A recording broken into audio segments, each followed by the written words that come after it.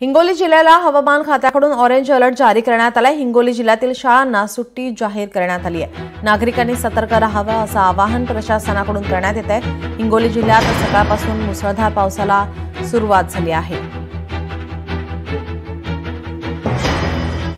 हिंगोली जिल्ह्यातील सर्व शाळा मुख्याध्यापकांना सूचित करण्यात येते की काल रात्रीपासून अतिवृष्टी हिंगोली जिल्ह्यामध्ये होत असल्यामुळे काही शाळांच्या परिसरामध्ये पाणी किंवा रस्त्यातील अडथळ्यांमध्ये पाणी निर्माण झालेलं असू शकते।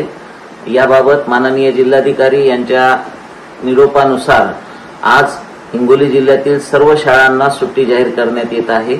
आपण काळजी घ्यावी, विद्यार्थी कुठेही धोकादायक परिस्थितीमध्ये वाहतूक करणार नाहीत आणि शाळेमध्ये येणार नाहीत यासाठी ताबडतोब आपल्या सर्व ग्रुपवर आपल्या सर्व मुख्याध्यापक, शिक्षक आणि पालकांना याद्वारे मेसेजद्वारे, व्हिडिओद्वारे आपण त्यांना कळवावे।